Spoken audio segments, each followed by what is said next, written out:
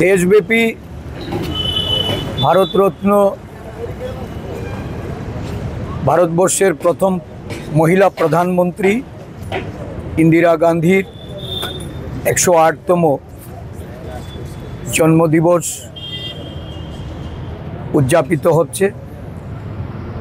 ত্রিপুরা প্রদেশ কংগ্রেসের পক্ষ থেকে ইন্দিরাজির প্রতি শ্রদ্ধা জানাই, ওনাকে কোটি কোটি প্রণাম। সারা বিশ্ব ওনাকে আজকের দিনে স্মরণ করে, কারণ এই দেশে এই দিনটি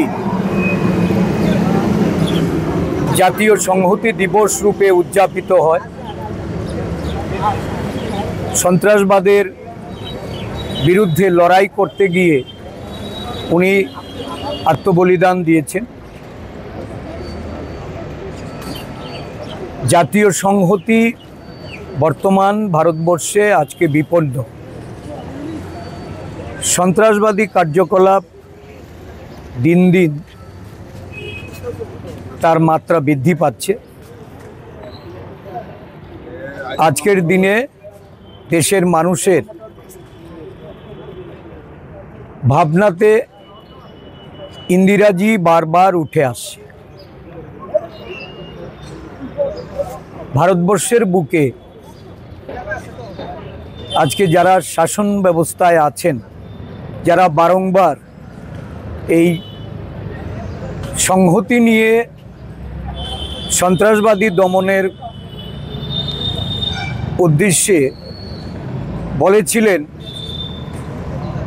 যে সন্ত্রাসবাদ নির্মূল করা হবে নোটবন্দির মাধ্যমে, কখনো বলা হয়েছে যে ডিজিটাল লেনদেনে এটাকে রোখা যাবে। পরবর্তী সময়ে বিভিন্ন দেশের মধ্যে সন্ত্রাসবাদ কার্যকলাপের ঘটনায়ও যারা বারবার ওই কাশ্মীরে 307 ধারার অবলুপ্তি ঘটিয়ে নানাভাবে এই প্রতিরোধের কথা জনগণকে শুনিয়েছিলেন, একটার পর একটা ঘটনা আজকে সারা দেশবাসীর সঙ্গে পৃথিবীবাসীকে এই সন্ত্রাসবাদ নির্মূলে এই সরকারের সদিচ্ছা নিয়ে প্রশ্ন উঠছে। আমরা লক্ষ্য করেছি যে এই কিছুদিন আগেও দিল্লিতে যে ঘটনা ঘটেছে পুলওয়ামার পর সারা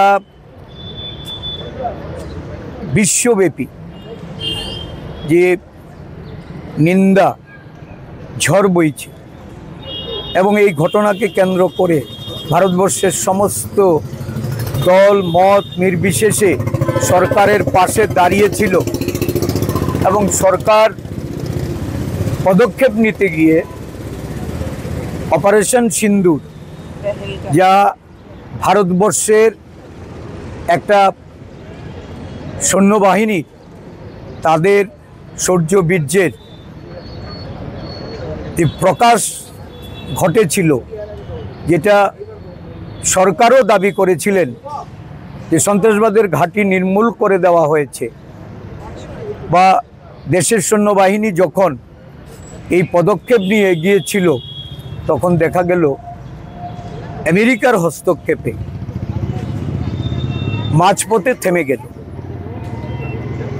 এবং এই নিয়ে বলা হয়েছে, দেশের প্রধানমন্ত্রী থেকে শুরু করে সবাই তার ক্রেডিট নেওয়ার চেষ্টা করেছেন, কিন্তু সৈন্যবাহিনী যে পর্যায়ে গিয়ে পৌঁছেছিল, যদি সত্যিকার অর্থে সন্ত্রাস নির্মূল করার বিষয়টাই যদি গুরুত্ব পেত বা আমেরিকার ধমক খেয়ে যদি এটা বন্ধ না হতো, তাহলে নতুন করে আবার দিল্লি কাণ্ড এটা সংগঠিত হতো না। তার মানে আজকে এটা আমাদের বলতে হয় যে ইন্দিরা গান্ধী, যিনি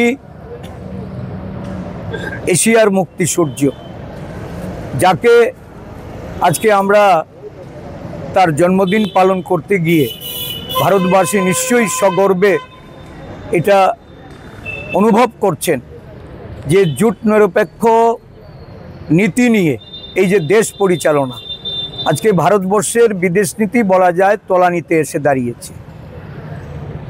জোট নিরপেক্ষ আন্দোলনের মধ্য দিয়ে ভারতবর্ষের যে গৌরব উজ্জ্বল ইতিহাস, যে জায়গায় ভারতবর্ষকে পৌঁছে দিয়েছিল ইন্দিরা গান্ধী, বা তার ধারাবাহিকতা যেভাবে ভারতবর্ষে আমরা লক্ষ্য করেছি, বর্তমান বিজেপি শাসনকালে দেশের প্রধানমন্ত্রী নিজেকে বিশ্বগুরু বললেও ওনার কিন্তু আজকে বিদেশ নীতিতে ভারতবর্ষের পাশে দুঃসময়েও কেউ দেখা যায়নি বা কেউ এসে দাঁড়ায়নি।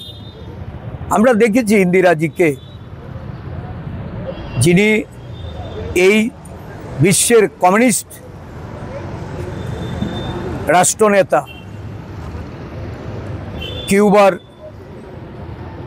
ফিদেল কাস্ত্রো ইন্দিরাজির ভাবাবেগে এতটা অনুপ্রাণিত হয়েছিলেন এবং ভারতবর্ষের নেত্রীরূপে কিউবার বিভিন্ন গুরুত্বপূর্ণ জায়গায় ইন্দিরাজির জীবদ্দশায় ইন্দিরাজির মূর্তি স্থাপন করেছিলেন এবং এই বার্তা দিতে চেয়েছিলেন যে এই এশিয়ার নেত্রীরূপে জোট নিরপেক্ষতার যে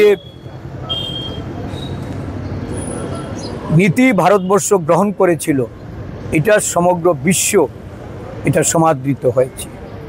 আজকে আবারও ইন্দিরাজির জন্মদিনে আমরা রাজ্যবাসী তথা দেশবাসীর উদ্দেশ্যে বলবো, ভারতবর্ষের সংহতিকে যারা বিপন্ন করতে চাইছে, মানুষের মধ্যে বিভেদ আনার জন্য এই এসআইআর থেকে শুরু করে নানাভাবে মানুষের অধিকারকে যারা খর্ব করে চলেছে, রাজনৈতিক দলসহ মানুষের গণতন্ত্রের অধিকার, প্রতিবাদী মানুষের বিরুদ্ধে যেভাবে আজকে অগণতান্ত্রিক উপায়ে একটা সরকার পরিচালিত হচ্ছে, তার বিরুদ্ধে জনগণকে ঐক্যবদ্ধ হতে হবে।